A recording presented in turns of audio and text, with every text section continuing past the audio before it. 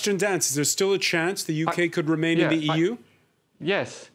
There is absolutely still a chance that the UK could remain in the European Union. I mean, just on the Switzerland example, of course, Switzerland is in Schengen, and Switzerland has these series of bilateral agreements with the European Union that replicate a lot of European law, and they have no say. I mean, it's an absurd situation. Of course, in '92, they had a referendum to join the EEA, which was very narrowly rejected, and that kind of threw out the accession possibilities. But the reality, of course, is that the UK government has rejected all of the conditions that would make a Swiss-style deal impossible. But yes, I do think it is very possible that the United Kingdom remains in the European Union, because I think we could well be approaching a crunch point next week. And I think one of two things will happen. I think we will either ask for a long extension, the Prime Minister will ask for a long extension, that could be granted in an emergency council meeting, a long extension for some purpose, whether that be a referendum or some other process to find another type of Brexit, maybe change the red lines, whatever.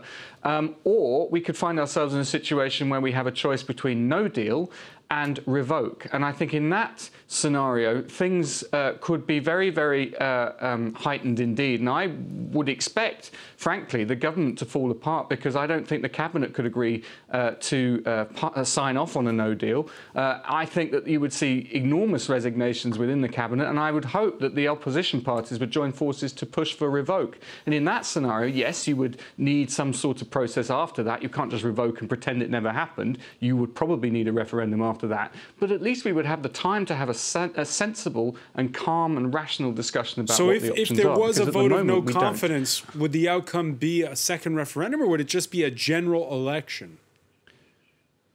Do you mean sorry? Well, I think if the Prime Minister, or a new Prime Minister, who knows, next week had to revoke to avoid no deal, then I would expect a vote of no confidence in if it was Theresa May who did that. I would expect a vote of no confidence in her government the following week.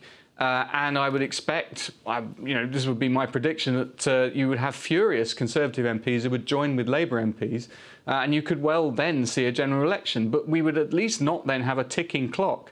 We would be in a situation where we would be able to sort out domestic politics, have a general election, test the mood of the public, and then we can decide what it is we want to do as a country.